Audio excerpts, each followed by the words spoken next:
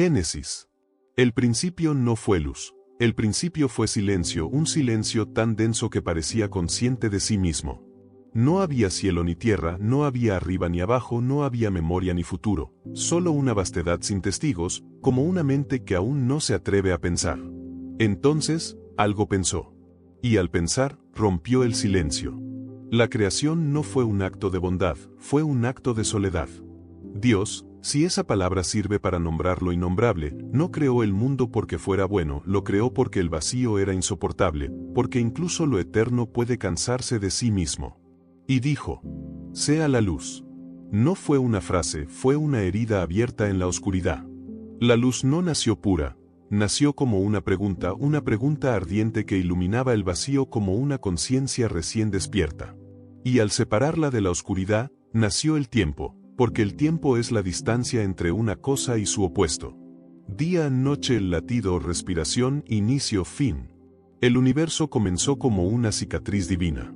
Las aguas fueron separadas como pensamientos divididos, la tierra emergió como una idea que se niega a hundirse, las plantas crecieron como recuerdos verdes, los astros colgaron del cielo como relojes colosales, marcando el paso de una eternidad que fingía ser orden. Dios miró todo y dijo que era bueno.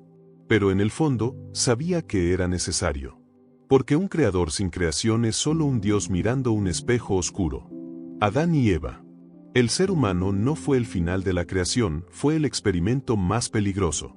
Adán despertó del polvo con una pregunta que aún no sabía formular. Eva despertó de una costilla con una herida que aún no sabía nombrar. Eran perfectos, y por eso estaban condenados. No conocían el miedo, ni la vergüenza, ni el deseo como abismo, vivían en un jardín donde todo era regalo y nada era elección. El Edén no era un paraíso, era una jaula hermosa.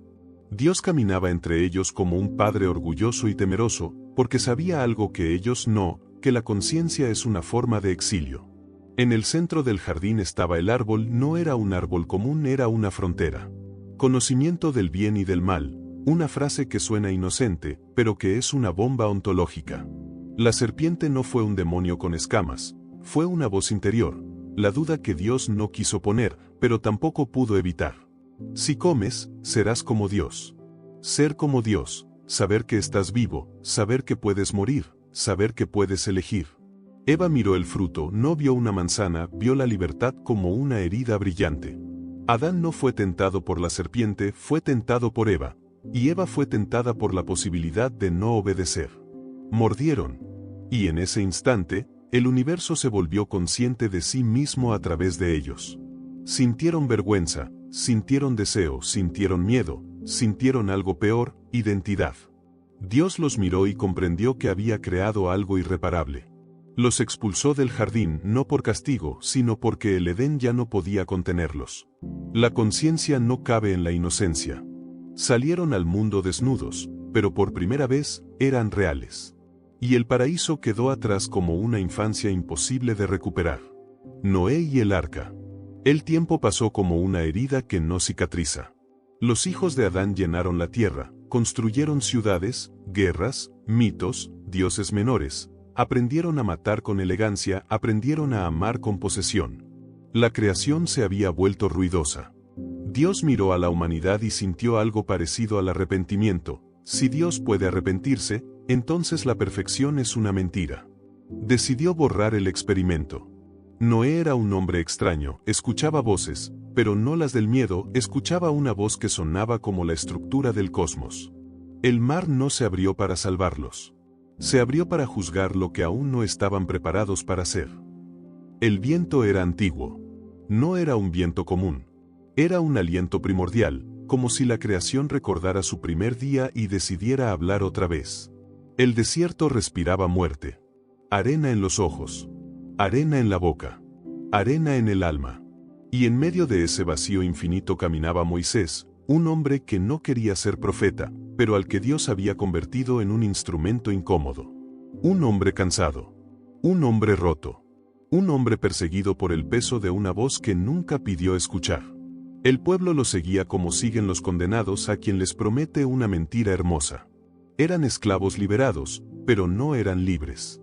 El cuerpo había salido de Egipto. La mente seguía encadenada. Y detrás de ellos, como una sombra imposible de ignorar, avanzaba el ejército del faraón. Carros de guerra, caballos de hierro y fuego, hombres entrenados para matar sin preguntas.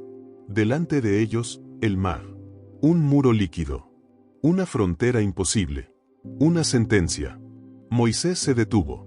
La multitud también. El silencio fue una herida abierta.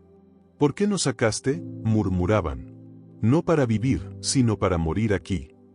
La fe se derrumbaba como un ídolo de arena. Moisés escuchó sus voces. Las escuchó dentro de su propio cráneo. Porque él también dudaba. Había oído a Dios en una zarza que ardía sin consumirse.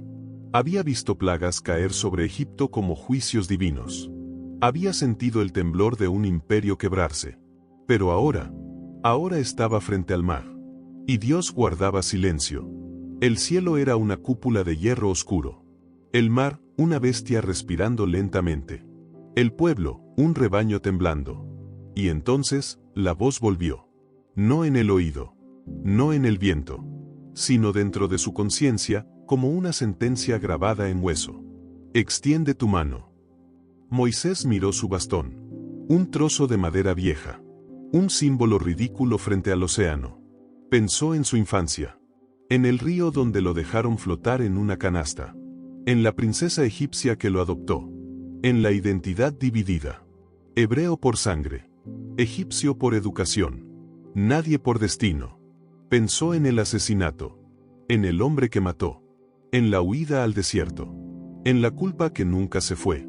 Pensó en Dios, esa presencia que no se puede abrazar, pero que pesa más que cualquier cuerpo. Y extendió la mano. El bastón se levantó. El viento rugió. El mar comenzó a retroceder. No fue un acto rápido. Fue una herida lenta en la piel del mundo.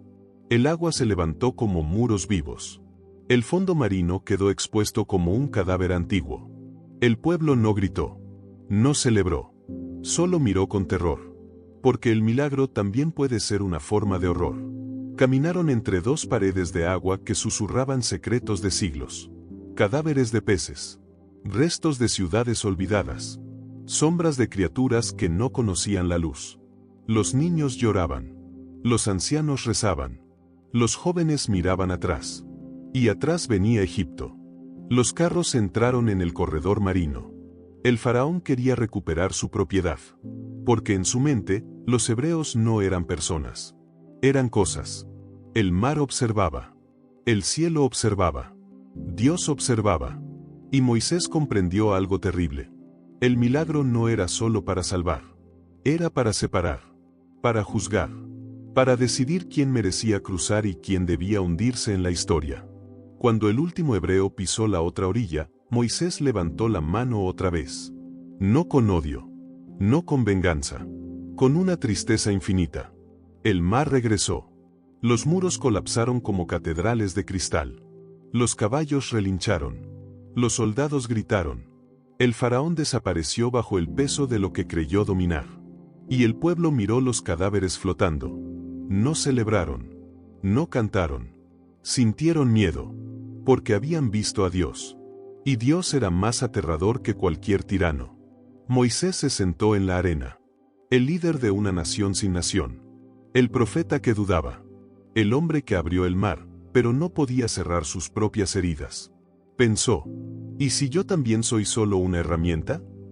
¿Y si la libertad es otra forma de condena? ¿Y si Dios no salva, solo transforma? El desierto los esperaba. 40 años de vagar. 40 años de quejarse. 40 años de aprender a ser humanos. El mar quedó atrás. Pero nunca los dejó. Porque cada vez que dudaban, recordaban los muros de agua. Cada vez que querían regresar a Egipto, recordaban los cadáveres. Cada vez que olvidaban a Dios, recordaban el viento. Y Moisés caminó al frente. Sabiendo que jamás vería la tierra prometida. Sabiendo que su destino era guiar, no poseer. Sabiendo que el líder no entra al paraíso. Solo abre el camino para otros. Y el mar, en silencio, volvió a cerrar su boca. El desierto después del milagro. El mar quedó atrás como un recuerdo que nunca se puede tocar sin temblar. El pueblo caminaba. No hacia una tierra. sino hacia una idea. La libertad no es un lugar. Es una herida abierta que exige caminar. El desierto los recibió como un Dios sin rostro, sin agua, sin sombra, sin promesas visibles. El pueblo había pedido libertad, pero no había pedido responsabilidad. La esclavitud era una prisión, sí, pero también era una cuna, una estructura, una certeza. Ahora tenían el cielo como techo, la arena como piso, la duda como compañero. Y Moisés lo sabía. Caminaba al frente, con el bastón apoyado en el suelo como si fuera un ancla en medio del caos. Cada paso era una pregunta dirigida a Dios. Cada silencio era una respuesta que no quería escuchar. Los niños preguntaban cuándo llegarían. Los ancianos preguntaban por qué habían salido. Los adultos preguntaban si Dios se había equivocado. Moisés no respondía. No porque no quisiera, sino porque él también preguntaba. En las noches, el fuego del campamento era un ojo abierto en la oscuridad. Las sombras danzaban como recuerdos traumáticos. Y el viento traía voces que parecían acusaciones. Nos sacaste para morir. Dios nos odia. Preferíamos las cadenas a esta incertidumbre. Moisés miraba el cielo, esperando una señal. Pero el cielo no siempre responde. A veces, la fe consiste en hablar con un techo vacío. La psicología del profeta. Moisés no era un santo. Era un hombre fracturado por identidades opuestas. Egipto le enseñó a ser príncipe. El desierto le enseñó a ser nadie. Dios le enseñó a ser líder. Pero nadie le enseñó a ser humano sin contradicciones. En sueños, veía el palacio egipcio, el mármol, el perfume, la música, el privilegio. Luego veía al esclavo que mató, el rostro sin nombre, la sangre, el silencio del cadáver, la huida. La libertad comenzó con un crimen. Y eso lo perseguía. A veces se preguntaba si Dios lo había elegido por su virtud, o por su culpa. Porque la culpa es una cadena que puede mover a pueblos enteros. La noche de la duda. Una noche, el pueblo se rebeló. No con armas, con palabras. Las palabras son más peligrosas que las espadas cuando están cargadas de hambre. ¿Dónde está la tierra prometida? ¿Dónde está el agua? ¿Dónde está Dios? Moisés sintió que su liderazgo era una cuerda sobre un abismo. Cada palabra era un paso en falso. Subió a una colina y gritó al cielo. ¿Para qué me hiciste esto? No era una oración. Era una acusación. El cielo respondió con silencio. Y el silencio era una teología cruel. Entonces, una nube se formó. Una columna de fuego iluminó la noche. Y una voz volvió a hablar. No con consuelo. Con mandato. Golpea la roca. Moisés golpeó. Y el agua brotó como un recuerdo reprimido que finalmente se confiesa. El pueblo bebió. Celebró. Cantó. Pero Moisés no celebró. Porque entendió algo devastador. El pueblo no creía en Dios. Creía en milagros. El mar como símbolo. El mar rojo no era solo agua. Era un espejo del alma humana. Antes del mar, eran esclavos con certezas. Después del mar, eran libres con miedo. El mar representaba el punto sin retorno. La frontera psicológica entre lo conocido y lo desconocido. Cada ser humano tiene su propio mar rojo. Una decisión irreversible. Una ruptura. Una muerte. Un amor perdido. Un acto que divide la vida en antes y después. Y como los hebreos, siempre miramos atrás. Porque el pasado es una prisión cómoda. El futuro es una libertad aterradora. El faraón interior. El faraón murió en el mar. Pero no del todo. Porque el faraón no era solo un hombre. Era una idea. El deseo de control. El miedo a perder poder. La obsesión con poseer. El faraón vive en cada mente que no soporta perder lo que cree que le pertenece. Moisés comprendió que Egipto no estaba en el mapa. Estaba en la psicología del pueblo. En la suya. Podían salir de Egipto físicamente. Pero Egipto tardaría generaciones en salir de ellos. El pacto del desierto. Dios hizo un pacto. No con una nación. Con una herida colectiva. Seré tu Dios, si tú eres mi pueblo. Un pacto entre un ser invisible y una multitud temerosa. La fe es siempre un contrato sin garantías. Moisés recibió leyes. No solo reglas. Arquitectura moral. Intentos de convertir el caos humano en estructura divina. Pero incluso las leyes eran una forma de desierto. Porque la moral no elimina el deseo. Solo lo encierra en palabras. El clímax, el secreto del mar. Una noche, Moisés soñó. No con Egipto. No con Dios. Soñó con el mar. El mar le habló. No me abrí por ti. Moisés sintió miedo incluso en el sueño. Entonces, ¿por qué? Porque el mundo necesitaba una cicatriz. Una marca. Una historia imposible de olvidar. ¿Fue Dios? Dios es una interpretación. Yo soy una función. ¿Qué función? Separar. Antes y después. Fe y duda. Esclavitud y libertad. ¿Y los egipcios? El mar guardó silencio un instante. Toda liberación necesita un sacrificio. Incluso cuando nadie quiere admitirlo. Moisés despertó sudando. Comprendió que el milagro no fue moral. Fue existencial. El universo necesitaba una escena fundacional. Un mito. Un recuerdo imposible de borrar. Y los cadáveres eran el precio. Revelación final. Años después, Moisés miró la tierra prometida desde lejos. No entraría. Nunca. La vida del profeta es mostrar el paraíso sin tocarlo. Se dio cuenta de algo final. El Mar Rojo no fue abierto para salvar un pueblo. Fue abierto para crear una narrativa. Una historia tan poderosa que sobreviviría milenios. Porque los humanos no viven de hechos. Viven de relatos. Y aquel relato enseñó una verdad peligrosa. Que la libertad exige atravesar el miedo. Que el milagro puede ser aterrador. Que Dios no es solo consuelo. Es también juicio. Moisés murió sabiendo que no era un héroe. Era un símbolo. Una cicatriz viviente en la historia humana. Epílogo. Cada vez que enfrentas una decisión imposible, estás frente a tu propio Mar Rojo. Cada vez que eliges cruzar, algo muere detrás de ti. Cada vez que miras atrás, ves cadáveres de lo que fuiste.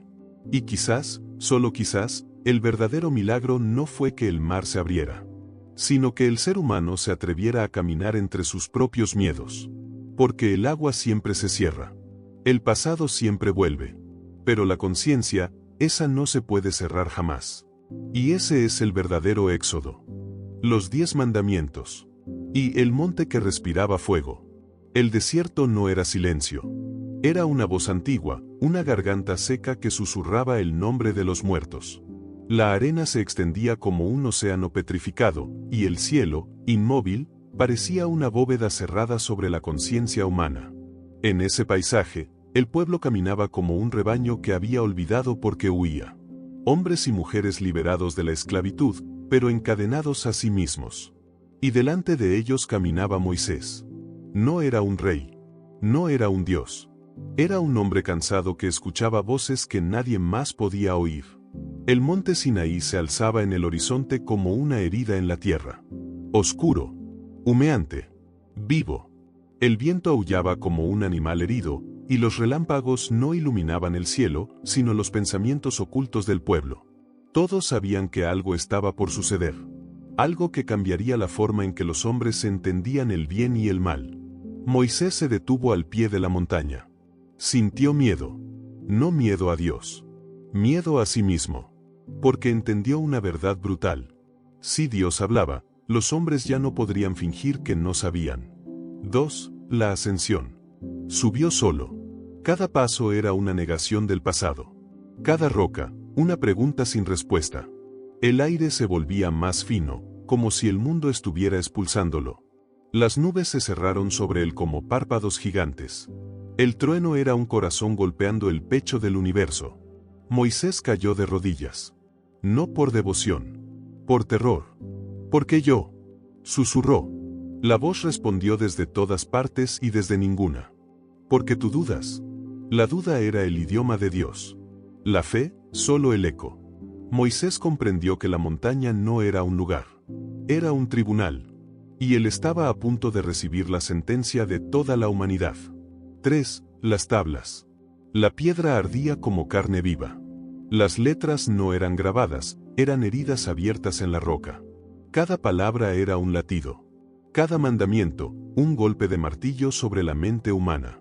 No tendrás otros dioses delante de mí. La voz no sonaba celosa. Sonaba desesperada. Como si Dios temiera ser olvidado por sus propias criaturas. No te harás imagen. La prohibición no era contra el arte. Era contra la ilusión de controlar lo divino. El hombre quería domesticar a Dios. Dios se negaba a ser domesticado. No tomarás mi nombre en vano. Porque el nombre era poder. Y el poder mal pronunciado se convierte en blasfemia. Moisés temblaba mientras las palabras se tallaban en la piedra. No eran leyes. Eran límites. Fronteras contra el caos interior. Honra a tu padre y a tu madre. La memoria como templo. El pasado como deuda. No matarás. La frase parecía simple. Pero el universo sabía que el hombre era un animal que aprende a matar con palabras antes que con armas. No cometerás adulterio. No solo contra el cuerpo. Contra el alma. Contra la fidelidad a uno mismo. No robarás. Porque todo robo es una negación del otro. No darás falso testimonio. La mentira era una plaga más antigua que el polvo. No codiciarás. El deseo como raíz de todas las guerras. Moisés entendió algo terrible. Los mandamientos no eran para los malvados. Eran para los justos que podían convertirse en monstruos. 4. El silencio del pueblo. Abajo, el pueblo esperaba. Pero la espera es un animal que se vuelve feroz cuando tiene hambre. Pasaron días. Pasaron noches. El miedo se transformó en impaciencia. La impaciencia en desesperación. La desesperación en idolatría. Moisés ha muerto, dijeron algunos. Su Dios nos ha abandonado, susurraron otros. Entonces pidieron un Dios que pudieran tocar. Un Dios pequeño. Un Dios de oro. Un Dios que no hablara. Fundieron sus joyas. Sus recuerdos. Sus promesas. Y crearon un becerro. El metal brillaba bajo el sol, pero sus ojos estaban vacíos. Era el reflejo perfecto del corazón humano. Bailaron. Bebieron. Olvidaron. El silencio de Dios era más insoportable que su voz. Hube la ira del profeta. Moisés descendió. Sus manos sostenían la ley del universo. Pero su corazón sostenía una traición. Vio el becerro. Vio el baile. Vio la fe convertida en espectáculo. Algo se rompió dentro de él. Levantó las tablas. Y las lanzó contra el suelo. La ley de Dios estalló en fragmentos. Fue el primer acto de rebelión contra lo divino realizado por un profeta. El pueblo quedó en silencio. Moisés gritó: «Preferís un Dios mudo a una verdad que quema».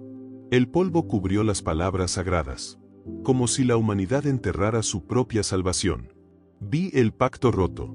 La noche cayó sobre el campamento como una manta funeraria. Moisés se sentó solo. Miró el cielo. «No me diste un pueblo. Me diste un espejo», dijo. La voz respondió con un trueno suave. El hombre siempre adora lo que puede controlar. Moisés entendió que los mandamientos no eran imposiciones. Eran cicatrices preventivas. El hombre debía sangrar antes de aprender. Dios ordenó que Moisés tallara nuevas tablas. No como un castigo. Como una segunda oportunidad. La humanidad siempre recibe segundas oportunidades. Pero rara vez las recuerda. 7. Las 10 palabras. Cuando Moisés volvió a escribirlas, cada letra era un latido de compasión. Las leyes no eran cadenas. Eran mapas para escapar del propio abismo. El pueblo escuchó en silencio. Algunos lloraron. Otros temieron. Otros planearon romperlas en secreto. Porque la ley revela el pecado. Y el pecado prefiere permanecer invisible. 8. Reflexión del narrador. Los 10 mandamientos no son órdenes antiguas. Son preguntas modernas. ¿A quién adoras cuando nadie te mira? ¿Qué robas cuando crees que nadie pierde? ¿A quién matas con tus palabras? ¿Qué deseas cuando todo está en silencio? La ley no juzga. La ley revela. 9. El clímax, la montaña interior. La montaña no era Sinaí. La montaña eras tú. Cada mandamiento es una cima. Cada transgresión, una caída. Moisés no fue un legislador. Fue un psiquiatra del alma humana. Entendió que sin límites, el hombre se convierte en Dios. Y los dioses humanos son los monstruos más crueles. Final la advertencia. Las tablas de piedra se erosionaron con los siglos. Los mandamientos fueron reinterpretados, olvidados, debatidos. Pero una verdad permanece. La humanidad no teme romper leyes. Teme recordar por qué existen. Y en algún lugar del tiempo, Moisés sigue descendiendo de la montaña, con las manos llenas de piedra, y el corazón lleno de compasión por una especie que aún no sabe si quiere ser salvada. Porque los 10 mandamientos no fueron escritos para Dios. Fueron escritos para el hombre, para protegerlo de sí mismo. El desierto no mata a los hombres. Solo les quita todo lo que no son, hasta que no pueden escapar de sí mismos. Y el camino sin huella. El éxodo no fue una marcha. Fue una cirugía del alma humana. El pueblo caminaba como una herida abierta. Hombres que habían conocido el látigo. Mujeres que habían parido en silencio. Niños que habían aprendido a mirar al suelo antes de aprender a mirar al cielo. El desierto se extendía como un Dios sin rostro. No ofrecía promesas. Solo pruebas. Moisés avanzaba delante. Su sombra era larga. Pero su duda era más larga aún. La arena entraba en los ojos, en la boca, en los recuerdos. El viento borraba las huellas del día anterior, como si el mundo insistiera en negar que alguna vez existieron. El desierto es un espejo sin memoria, pensaba Moisés. Te obliga a recordar quién eres, porque el mundo se niega a hacerlo por ti. Detrás de él caminaba Josué, joven, silencioso, observador. No hablaba mucho. Escuchaba demasiado. El discípulo caminaba entre cadáveres invisibles. Los sueños que la esclavitud había enterrado en cada corazón. 2. El pueblo que odiaba la libertad. La libertad es una droga que mata a quienes no están preparados. El pueblo murmuraba. Siempre murmuraba. En Egipto teníamos comida. En Egipto teníamos casas. En Egipto no teníamos este vacío. Moisés escuchaba en silencio. Sabía que la esclavitud tiene una ventaja. No te obliga a decidir quién eres. La libertad exige responsabilidad. Y la responsabilidad exige dolor. Josué escuchaba las quejas y comprendía algo terrible. El pueblo no temía a Dios. Temía a sí mismo. Porque en el desierto no podían culpar a los faraones. Solo podían culparse entre ellos. Y eso era insoportable. 3. El pan del cielo. Una mañana, el suelo estaba cubierto de algo extraño. Blanco. Suave. Misterioso. Maná. El pueblo cayó de rodillas. No por fe. Por hambre. Comieron. Se llenaron. Y al día siguiente volvieron a quejarse. El milagro se vuelve rutina cuando el alma está vacía. Moisés miró al cielo. Les das pan y te piden carne. Les das libertad y te piden cadenas. La voz respondió con una ironía cósmica. El hombre no sabe qué hacer con el cielo. Prefiere una jaula conocida. Josué observaba. Aprendía que liderar no es inspirar a héroes. Es soportar a personas. 4. La noche del tabernáculo. Cada noche, Moisés entraba en la tienda del encuentro. La columna de fuego descendía. El pueblo miraba desde lejos, como quien observa un incendio que no se atreve a apagar. Dios hablaba. Moisés escuchaba. Josué esperaba afuera, en silencio. El discípulo comprendió que el liderazgo no es la voz. Es la soledad que queda después de la voz. Los 40 años. El tiempo en el desierto no se mide en días. Se mide en muertes internas. La generación que salió de Egipto murió caminando. No por hambre. No por guerra. Por incapacidad de creer. Dios decidió que solo los hijos entrarían a la tierra prometida. Los padres morirían en tránsito. La promesa era demasiado grande para quienes habían nacido esclavos. Josué vio morir a los viejos. Vio nacer a los niños. Vio cómo el desierto se convertía en una escuela brutal. Vi Moisés y el miedo. Una noche, Moisés miró la tierra prometida desde lejos. Sabía que no entraría. El líder que liberó al pueblo no vería el final del viaje. ¿Por qué? Preguntó al cielo. La voz respondió. Porque el líder también debe aprender que no es el destino. Solo es el camino. Moisés lloró en silencio. Josué lo vio. Y comprendió que incluso los profetas temen ser olvidados. 7. Josué, el heredero del silencio. Dios eligió a Josué. No por ser perfecto. Por ser fiel. Moisés impuso sus manos sobre él. El pueblo observaba con temor y esperanza. Serás fuerte y valiente, dijo la voz. Porque liderarás a un pueblo que no sabe quién es. Josué sintió el peso del futuro. No era un trono. Era una cruz invisible. 8. El desierto como mente humana. El desierto no era geografía. Era psicología. Cada duna era un recuerdo. Cada tormenta, un trauma. Cada oasis, una ilusión. El pueblo aprendió a caminar sin mapas. A confiar en una nube. A seguir una voz que no podían ver. El desierto les enseñó lo más difícil. La fe no es certeza. Es caminar sin ella. 9. Clímax, la muerte de Moisés. Moisés subió al monte Nebo. Miró Canaán. Sonrió. He llevado a un pueblo sin identidad hacia un sueño que no veré. La voz le habló con ternura. No eres el final. Eres la transición. Moisés murió mirando el futuro de otros. Josué quedó solo. Josué y el umbral. El pueblo se detuvo ante el Jordán. El agua corría como una frontera psicológica. Josué levantó la voz. No como profeta. Como líder. El desierto nos hizo esclavos de Dios. La tierra nos hará responsables de nosotros mismos. El río se abrió. El pueblo cruzó. 11. Revelación final. El éxodo no fue un viaje físico. Fue una terapia colectiva de 40 años. El desierto era el diván de la humanidad. Dios, el terapeuta silencioso. Moisés, el paciente líder. Josué, la nueva generación que ya no recordaba la esclavitud. Y tú, que escuchas esta historia, sigues caminando en tu propio desierto. Porque toda vida es un éxodo. Y toda conciencia, un Sinaí interior. El desierto no termina cuando llegas a la tierra prometida. Termina cuando dejas de necesitarlo para entender quién eres. La tierra prometida no se entrega.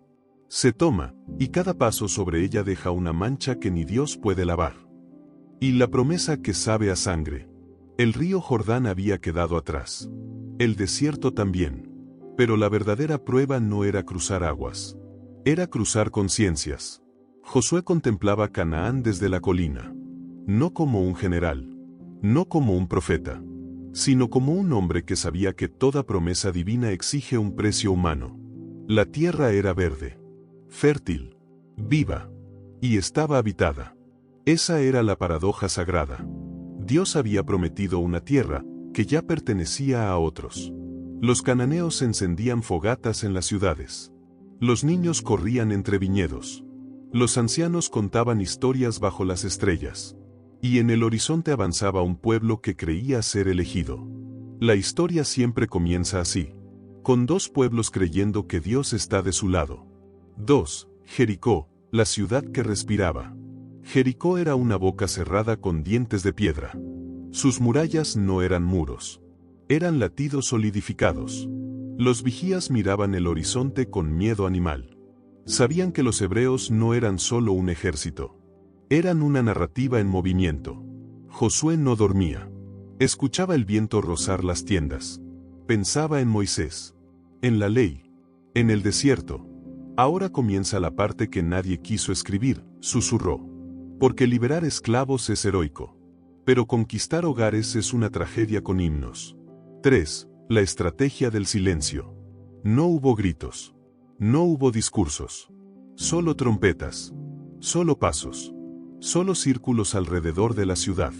Los soldados caminaban como si marcharan alrededor de su propia culpa.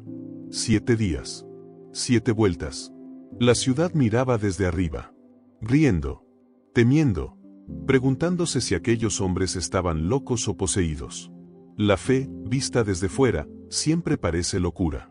4. El derrumbe. El sonido de las trompetas no era música. Era un bisturí en el oído del mundo. La tierra tembló. Las piedras gimieron. Las murallas cayeron como recuerdos reprimidos. Y entonces, el silencio volvió. Pero ya no era sagrado. Era fúnebre. Los hebreos entraron. Espadas brillando. Ojos vacíos. La conquista comenzó como un ritual. Y terminó como una carnicería sagrada. Josué cerró los ojos. Porque entendió una verdad insoportable. No hay promesa sin cadáveres. Rahab, la mujer que traicionó a la historia. En medio del caos, una mujer sobrevivió.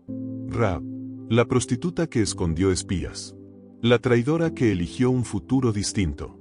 Mientras las casas ardían, ella sostuvo a su familia. La misericordia de Dios era selectiva. Y profundamente política. Josué la miró. No con juicio. Con reconocimiento. Ella había hecho lo que hacen los supervivientes. Traicionar una narrativa para salvar su sangre. Vi el peso del triunfo. Jericó ardía en el horizonte. La tierra prometida olía a humo. El pueblo celebraba. Cantaban. Bailaban. Creían haber cumplido el sueño de siglos. Josué miraba las llamas. Y comprendía que cada victoria es una herida que sonríe. Dios nos dio esta tierra, decían. Pero nadie preguntó qué pensaba la tierra. 7. La noche del general. Esa noche, Josué caminó solo entre los cadáveres. No para inspeccionar. Para recordar. Sabía que el futuro convertiría esto en epopeya. En himnos. En libros sagrados. Pero en ese momento, era solo carne, ceniza y silencio. Si esto es santidad, pensó, entonces Dios es más complejo de lo que creíamos. 8. La voz en la oscuridad. En la noche, la voz regresó. No mires atrás. ¿Por qué? Porque mirar atrás te hará humano. Y yo necesito que seas leyenda. Josué entendió algo terrible. Los profetas son instrumentos de una narrativa que lo supera. El hombre que cantaba a Dios, también aprendió a cantar a sus propios demonios. Y el niño que escuchaba al silencio. Antes de ser rey. Antes de ser guerrero. Antes de ser leyenda. David fue un niño solo. Un pastor en las colinas de Belén, donde el viento hablaba en idiomas antiguos y las ovejas eran las únicas testigos de su fe primitiva. Allí aprendió que la soledad no es ausencia, sino presencia de algo más grande. El cielo nocturno era un océano invertido. Las estrellas, heridas abiertas en la carne del infinito. Y el niño, una pregunta que Dios aún no había formulado. David cantaba. No para entretenerse. Cantaba para no desaparecer.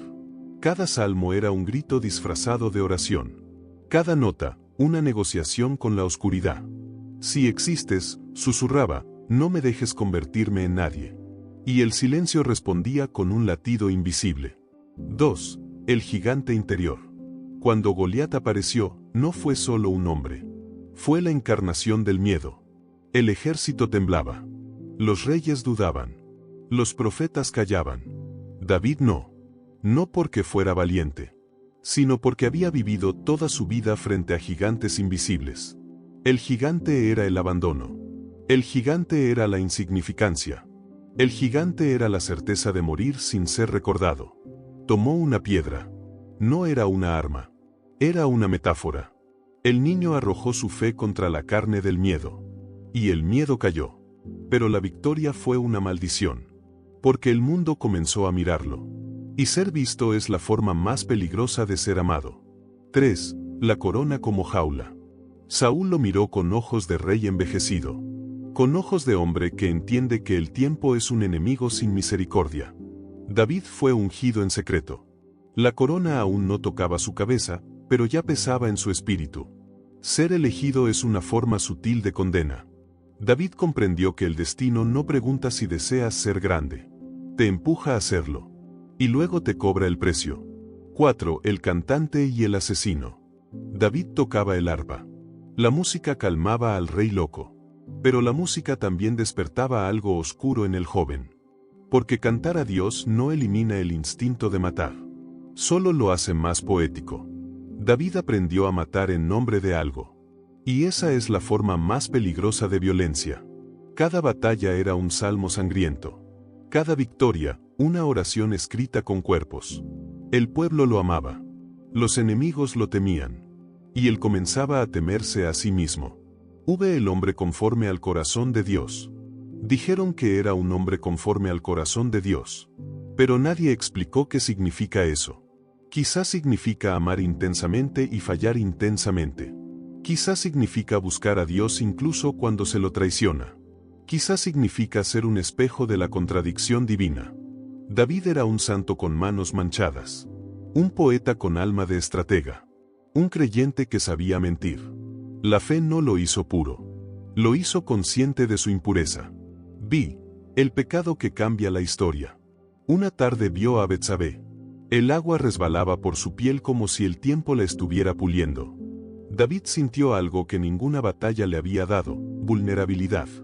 El deseo no es un pecado. El deseo es una revelación brutal de quién eres cuando nadie te observa. La quiso. La tomó. Y para proteger su deseo, sacrificó a Urías. Un hombre. Un soldado. Una vida convertida en daño colateral del amor y del poder. David no era un monstruo. Era humano con poder. Y eso es peor. 7. El profeta y el espejo. Natán llegó como un espejo que habla. Le contó una historia. Un rico que roba la oveja del pobre. David se indignó. Y entonces entendió. Tú eres ese hombre. El rey cayó. No por culpa. Por conciencia. La conciencia es el castigo más profundo. Porque no se puede escapar de ella. David escribió un salmo que no era poesía. Era cirugía del alma. Crea en mí un corazón limpio. No pidió perdón. Pidió transformación. Porque sabía que el perdón sin cambio es solo anestesia moral. 8. El rey y el padre. David fue un gran rey. Un mal padre. Sus hijos lo odiaron, lo desafiaron, lo traicionaron. Absalón levantó una rebelión contra él. El hijo quiso matar al padre. El rey lloró más por su hijo rebelde que por sus enemigos muertos. Porque el amor es la única guerra que no se puede ganar.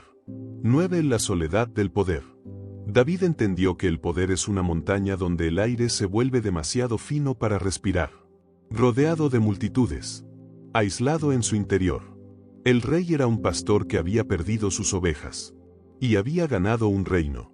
El clímax, el salmo final. Viejo. Cansado. Cubierto de gloria y de culpa. David miró atrás. Vio al niño pastor. Vio al gigante caído. Vio a Betsabé. Vio a Urías. Vio a sus hijos muertos. Y comprendió algo terrible y hermoso. Dios no elige a los mejores. Elige a los que pueden soportar verse a sí mismos. 11. La revelación. El verdadero David no fue el guerrero. Fue el hombre que se atrevió a escribir su fracaso como oración. La Biblia no oculta su pecado. Porque la fe no es propaganda. Es confesión. 12. Final. El rey que cantaba a la noche. David murió. Pero sus canciones sobrevivieron a imperios, religiones, revoluciones. Cada vez que alguien canta a Dios desde el dolor, David revive. Porque el rey no fue perfecto. Fue humano con voz eterna. Y quizá esa sea la forma más peligrosa de santidad. Porque el verdadero milagro de David no fue matar gigantes.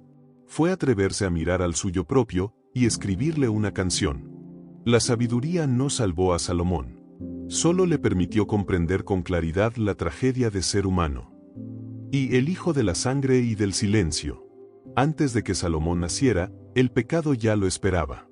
Su origen no fue un canto, sino una grieta. Un rey que había enviado a un hombre a la muerte para robarle el amor.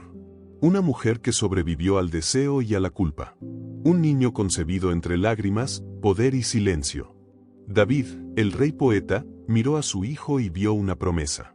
Dios miró al niño y vio una pregunta. Salomón creció entre salmos y espadas. Entre profetas y conspiraciones. Aprendió que el poder es una herencia que quema. Mientras otros niños aprendían a jugar, él aprendía a gobernar en sueños. Mientras otros aprendían a amar, él aprendía a desconfiar. El palacio era un laberinto. Cada pasillo, una intriga. Cada sonrisa, una amenaza. Y en el centro del laberinto, un niño que escuchaba el latido del reino como si fuera el latido de un animal gigantesco que podía devorarlo. 2. La corona como herida. La noche en que David murió, el cielo no lloró. Los hombres sí. El trono no esperaba a un sabio. Esperaba a un sobreviviente. Salomón subió al trono sin saber si estaba ascendiendo o cayendo. El oro pesaba. La corona pesaba. La mirada del pueblo pesaba más. Gobierna, le dijeron. Pero nadie le explicó qué significaba gobernar almas. Esa noche soñó. Vio un océano de rostros. Vio generaciones futuras juzgándolo. Vio su nombre convertido en proverbio o en advertencia. Despertó temblando. Y pidió a Dios una sola cosa. No riqueza. No poder. No inmortalidad. Pidió sabiduría. Porque entendió que la ignorancia mata en silencio. La voz respondió desde el vacío. Te daré sabiduría. Y con ella, el dolor de ver lo que otros no ven. Salomón aceptó. No sabía que había firmado un pacto con la lucidez. 3. El juez de las madres. 2 mujeres llegaron al tribunal. Un niño vivo. Un niño muerto. Una verdad imposible de medir. La sala olía a sudor y desesperación. Salomón observó. No buscaba hechos. Buscaba grietas en el alma. Partid al niño, ordenó. La palabra cayó como un cuchillo en el aire. Una mujer gritó.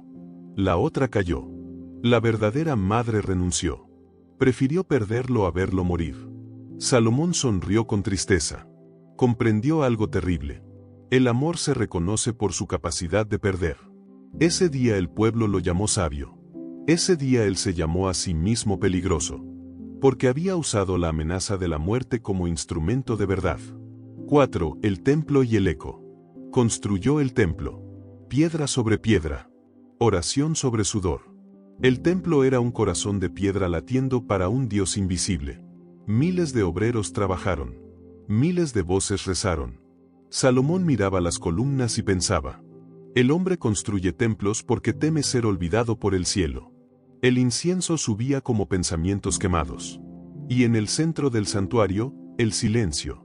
Dios no hablaba. El oro brillaba. El pueblo se tranquilizaba. La fe necesita arquitectura para no desmoronarse. Hube las mujeres y los dioses. Salomón amó. Amó demasiado. Mujeres de Egipto, Moab, Sidón, Edom. Cada una traía un idioma, un dios, una herida. Las amó como quien colecciona universos. Pero cada amor era una grieta en su fe. Construyó altares para dioses extranjeros. No por convicción. Por amor. Y el amor, cuando es idolatría, se convierte en apostasía. La voz regresó. Tu sabiduría te ha mostrado el mundo. Pero el mundo te ha mostrado a ti. Salomón comprendió que incluso los sabios pueden perderse en el deseo de pertenecer. Vi el rey filósofo. Escribió proverbios. Cantó canciones. Pensó sobre el tiempo. Todo es vanidad. Dijo que no hay nada nuevo bajo el sol. Dijo que el sabio muere igual que el necio. Dijo que el placer es humo. Mientras el pueblo celebraba su prosperidad, él contemplaba la futilidad. La sabiduría es una maldición elegante. Te permite ver la inutilidad del oro mientras lo acumulas. 7. El clímax, el rey que lo tuvo todo. Riqueza, poder, amor, templo, sabiduría. Y aún así, vacío. Salomón se miró en el espejo del palacio. He conquistado el mundo. Y el mundo no me ha conquistado a mí. Entendió que la sabiduría no da sentido.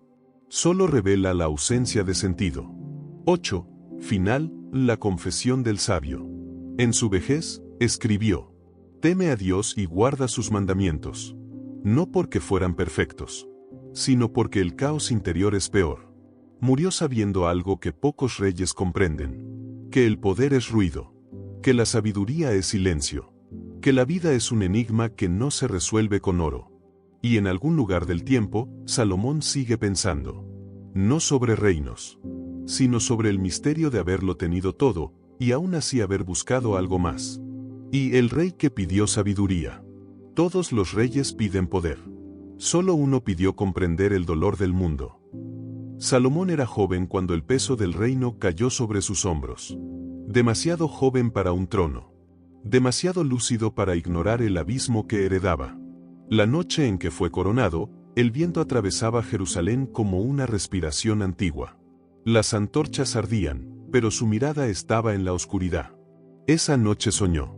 O quizás no fue un sueño. La voz se deslizó entre sus pensamientos como una serpiente de luz. Pide lo que quieras. Los reyes suelen pedir eternidad, riqueza, victoria, amor. Salomón pidió algo más peligroso. Dame sabiduría. La voz guardó silencio, como si incluso Dios midiera el precio de esa petición. 2. El don que quema. La sabiduría llegó como una herida abierta. Salomón comenzó a ver lo invisible. No solo las decisiones políticas, no solo las intrigas del palacio. Vio la naturaleza humana desnuda. Vio que el amor es una forma de posesión. Vio que la fe es una forma de miedo. Vio que la justicia es una ilusión sostenida por la violencia. Y comprendió algo devastador. Saber demasiado es otra forma de exilio. 3. El juicio de las dos madres. Un día, dos mujeres llegaron ante él. Dos madres. Un solo niño. Cada una decía ser la verdadera. La corte se llenó de murmullos. La verdad se escondía entre lágrimas y mentiras. Salomón alzó la mano. Partid al niño en dos. El silencio fue absoluto. Una mujer gritó. La otra aceptó. Salomón comprendió entonces que la verdad no se revela con palabras. Se revela cuando el amor entra en conflicto con el ego. Devolvió el niño a la mujer que prefirió perderlo antes que verlo morir. Ese día el reino lo llamó sabio. Pero Salomón sintió frío, porque entendió que la justicia siempre se parece a la crueldad. 4. El templo. Construyó el templo. No para Dios. Para la memoria. Cada piedra era una pregunta. Cada columna, una duda solidificada. El oro brillaba como una promesa de eternidad. Pero Salomón sabía que todo templo es un monumento al miedo humano a desaparecer. El hombre no construye para Dios, pensó. Construye para no morir del todo. Hube las 1000 mujeres. El rey tuvo muchas esposas. Demasiadas. Cada una era una nación. Cada una alianza. Cada una, un espejo. Las amó. Las usó. Las olvidó. Pero en las noches de insomnio, comprendía algo cruel. El amor multiplicado se convierte en soledad. Las voces de las mujeres llenaban el palacio. Pero su mente estaba desierta. Vi el rey filósofo. Salomón escribió. Escribió sobre el tiempo. Sobre la muerte. Sobre el absurdo del deseo. Vanidad de vanidades, dijo. Todo es humo. Todo es eco. Todo es una repetición del dolor. Comprendió que la sabiduría no trae felicidad. Trae perspectiva. Y la perspectiva es una forma elegante de desesperación. 7. La sombra del padre. David era una leyenda. Un gigante que venció gigantes. Un poeta que sangraba canciones. Salomón era el hijo del pecado. Nació de una traición. De un amor prohibido. De un asesinato encubierto. Lo sabía. Y la sabiduría lo obligaba a recordarlo. El reino era una herencia construida sobre culpa. 8. El peso del oro. El oro llegó como una inundación. Reinos venían a escucharlo. Reinas venían a probar su mente. Filósofos viajaban para desafiarlo. Pero el oro no llenaba el vacío. Lo hacía más visible. Porque el vacío brilla cuando todo lo demás brilla. 9. La caída interior. Salomón envejeció. La sabiduría se volvió cansancio. Permitió ídolos. Permitió otros dioses. No por fe. Por agotamiento. A veces el hombre traiciona a Dios no por maldad, sino por fatiga existencial. El monólogo final. En su última noche, miró Jerusalén desde lo alto. El templo brillaba. El pueblo dormía. La historia comenzaba a escribir su epitafio. Pedí sabiduría, susurró. Y descubrí que el conocimiento no salva. Solo ilumina la caída. 11. Revelación. La voz regresó. ¿Te arrepientes? Salomón respondió con una sonrisa triste. No. Sin sabiduría, habría vivido feliz. Con ella, viví verdadero. La verdad siempre cuesta la inocencia. 12. Epílogo. El rey dentro de ti. Salomón no es un hombre del pasado. Es una parte de cada mente que busca comprender demasiado. La sabiduría es una corona que sangra. Y la pregunta final no es, ¿vale la pena saber? Sino, ¿puedes soportar lo que sabrás? El profeta no nace del silencio. Nace del grito que nadie quiso escuchar. Y el hombre que caminaba contra el viento. Elías no era un sacerdote. No era un rey. No era un poeta. Era una grieta en la historia. Cuando apareció, el mundo estaba lleno de dioses cómodos. Ídolos de madera, de piedra, de oro. Dioses que no exigían nada. Dioses que no juzgaban. Dioses que no dolían. Elías llegó como una tormenta que no pidió permiso. Su voz era áspera. Su mirada, una hoguera. Su silencio, una amenaza. El pueblo lo llamaba fanático. Los reyes lo llamaban peligro. Los profetas falsos lo llamaban locura. Pero la locura era el idioma del cielo cuando la tierra dormía. 2. El anuncio de la sequía.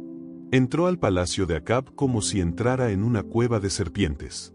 Jezabel observaba desde las sombras. Su sonrisa era más afilada que una espada. No lloverá, dijo Elías. No hasta que yo lo diga. El silencio cayó como una sentencia. No habló de castigo. No habló de ira. Solo habló del vacío. Y el vacío comenzó a crecer. 3. El desierto interior. Elías huyó. No de los hombres. De la adoración. La fama es un desierto donde el ego se deshidrata lentamente. Se refugió junto a un arroyo. Los cuervos le llevaban pan. El agua le susurraba filosofía. ¿Por qué me elegiste?, preguntó al cielo. La respuesta fue el viento. Y el viento no explica. 4. La viuda y el hijo. Cuando el arroyo murió, Elías caminó hacia Sarepta. Una viuda pobre. Un niño al borde de la muerte. Una casa llena de hambre. Elías pidió pan. Ella ofreció desesperación. Dame primero a mí, dijo. El ego del profeta se enfrentó a la ética del hambre. El milagro ocurrió. La harina no se acabó. El aceite no se agotó. Pero el niño murió. Y la fe de la mujer se rompió como vidrio. Elías lo resucitó. Y entendió algo terrible. Los milagros no borran el dolor. Solo lo hacen memorable. Hubo el desafío del Carmelo. Elías regresó. 450 profetas de Baal. 400 profetas de Acera. Un solo hombre. Que el Dios que responda con fuego sea el verdadero, dijo.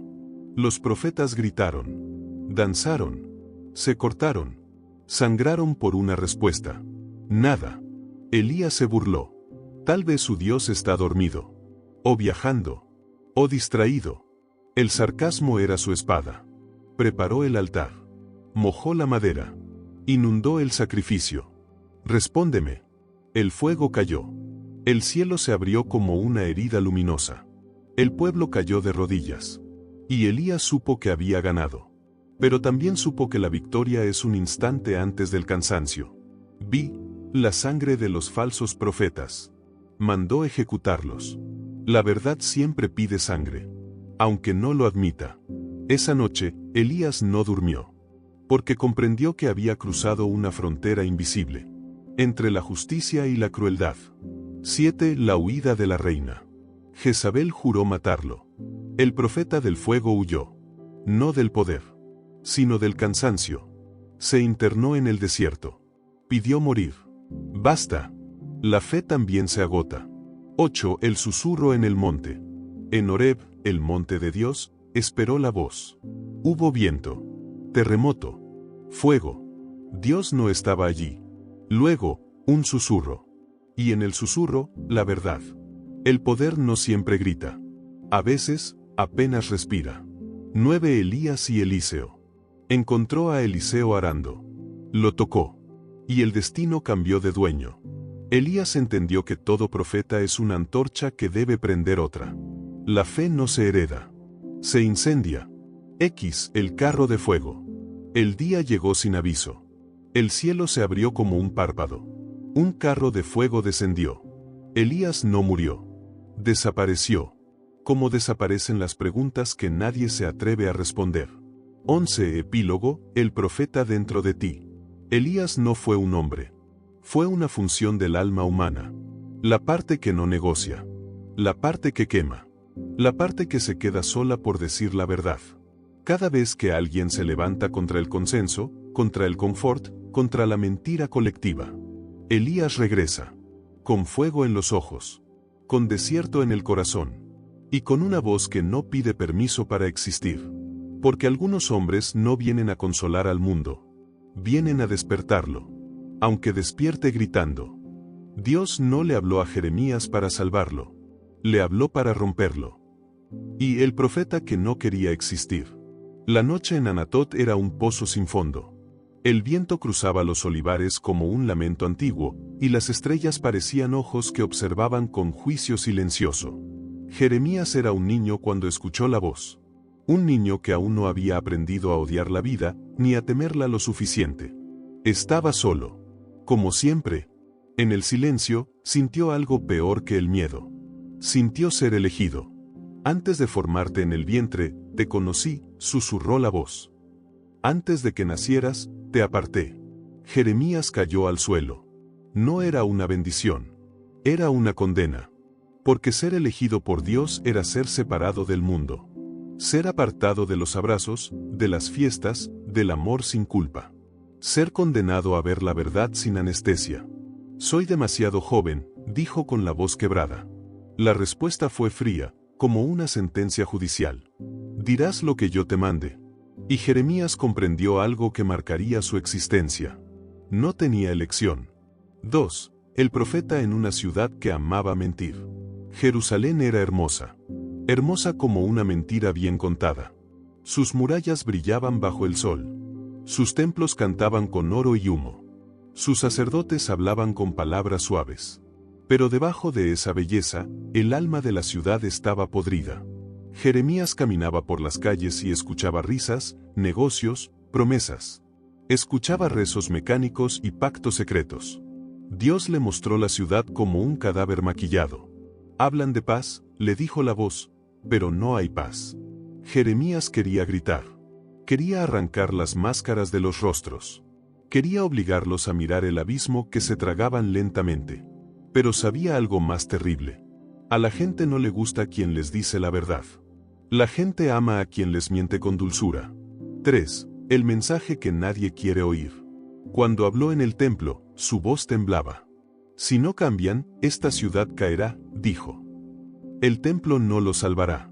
Las tradiciones no lo salvarán. La religión sin justicia es un ataúd decorado. Los sacerdotes se rieron. Los profetas populares lo contradijeron con sonrisas. Dios jamás permitiría la caída de Jerusalén, decían. Somos su pueblo elegido. Jeremías sintió náuseas. La elección había sido confundida con impunidad. Creen que Dios es un amuleto, pensó. Pero Dios es un incendio. 4. El profeta como enfermedad social. La gente empezó a odiarlo. Lo llamaban traidor. Pesimista. Destructor de esperanza. Nadie quiere escuchar al hombre que predice el desastre cuando el mercado va bien y las fiestas continúan. Jeremías se convirtió en una enfermedad social.